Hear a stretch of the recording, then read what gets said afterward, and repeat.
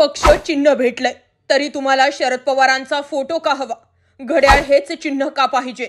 घड्याळ चिन्ह व्यतिरिक्त दुसऱ्या चिन्हाचा विचार करा. ठाकरे केसचे मँगल आमदार अपात्र न करून कोर्टाला किंमत दिली नाही का?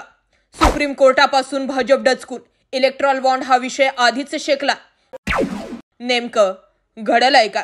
पक्ष चिन्ह व नाव देणारा निवडणूक आयोगाचा निर्णय ऐन निवडणुकीत आम्ही रद्द केल्यावर तुम्ही कुठल्या चिन्हावर निवडणूक लढवणार असा प्रश्न सुप्रीम कोर्टानं अजित पवार गटाला केल्यानं राज्याच्या राजकारणात एकच खळबळ उडाली आहे.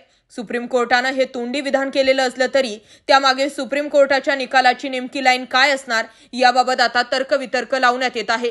विशेष म्हणजे ठाकरे व शिंदे गटाबाबत निकाल देताना सुप्रीम कोर्टानं असं कुठलंही विधान न केल्यानं अजित पवार गट आता चांगलाच अस्वस्थ झालाय. अजित पवार गटाकडून शरद पवार यांचे नाव व फोटो वापरण्यात येत असल्यानं त्याविरोधात शरद पवार गटानं सुप्रीम कोर्टात धाव घेतली.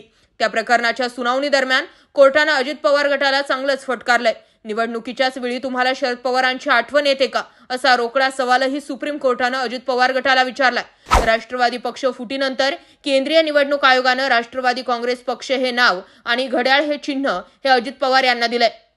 त्यानंतर निवडणूक आयोगानं दिलेल्या निर्णयाविरोधात शरद पवार गटाने सुप्रीम कोर्टात धाव घेतली आहे. शरद पवार गटाकडून दाखल केलेल्या याचिकेवर गुरुवारी सुप्रीम कोर्टात सुनावणी पार पडली. यावेळी अजित पवार हे आमच्या लोकप्रियतेचा वापर करत असल्याचा दावा शरद पवार गटानं केलाय. शरद पवार यांचा फोटो आणि घड्याळ चिन्ह वापरण्यावरही त्यांनी आक्षेप नोंदवला. यावर कोर्टानं शरद पवार यांचं नाव आणि फोटो वापरू नका असे आदेश अजित पवार गटाला दिलेत. त्याचबरोबर अजित पवार गटाने घड्याळ चिन्हाऐवजी दुसऱ्या चिन्हाचा वापर करावा असा सल्ला देखील सुप्रीम कोर्टानं दिलाय. ऐन निवडणुकीत आम्ही निवडणूक आयोगानं दिलेला निकाल रद्द केल्यास तुम्ही कुठल्या चिन्हावर लढाल असं म्हणत एक प्रकारे न्यायालयाने अजित पवार गटाला घड्याळ हे चिन्ह न वापरण्याचा सल्ला दिलाय. दुसरीकडे ज्यावेळी शिवसेनेत फूट पडली त्यावेळी निवडणूक आयोगानं शिंदे व ठाकरे गटाला ढाल तलवार व मशाल असे 2 निवडणूक चिन्ह दिली होती. मग अजित पवार गटाबाबत निवडणूक आयोगानं वेगळी भूमिका का घेतली? अजित पवार गटाला तात्पुरते निवडणूक चिन्ह व नाव का दिले नाही असाही प्रश्न शरद पवार गटाकडून विचारण्यात आला. त्यामुळे शरद पवारांचे नाव व फोटो वापरण्याच्या सुनावणीतच अजित पवार गटाला पक्ष चिन्हाबाबत मोठा धक्का बसला असल्याचंही राजकीय जाणकारांकडून सांगण्यात येतंय.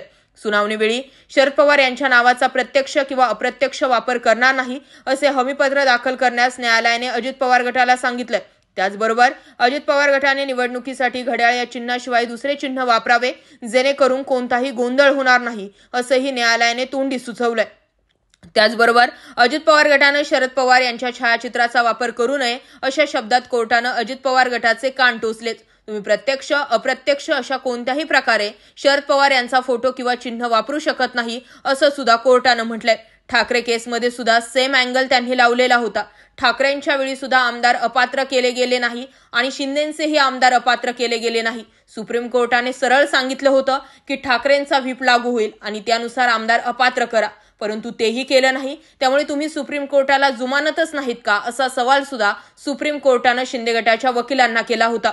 आता महाराष्ट्रातील ग्रामीण भागात घड्याळ हे चिन्ह प्रसिद्ध आहे. त्यामुळे याचा राजकीय लाभ मिळवण्यासाठी आता अजित पवार गट प्रयत्न करत आहे. परंतु सर्वोच्च न्यायालयाने शरद पवार यांचं नाव आणि चिन्ह वापरणार नाहीत असं लेखी द्या असे निर्देश अजित पवार गटाला दिलेत. यावर शनिवारी आम्ही प्रतिज्ञापत्र सादर करू असं अजित पवार गटानं स्पष्ट केलंय. या प्रकरणाची पुढील सुनावणी सोमवारी 18 मार्च रोजी होणार आहे. परंतु हा विषय एवढ्यावरच संपेल असं वाटत नाही. ज्या पद्धतीने सुप्रीम कोर्टानं अजित पवार गटाला घड्याळ व्यतिरिक्त चिन्ह वापरण्याचा सल्ला दिलाय ते बघता भविष्यात ऐन निवडणुकीच्या तोंडावर अजित पवार गटाबाबत सुप्रीम कोर्ट धक्कादायक निर्णय घेऊ शकते असं जाणकारांकडून सांगण्यात येतंय. याबाबत तुमचं काय मत आहे? घड्याळाचे 12 सुप्रीम कोर्टच वाजवेल का?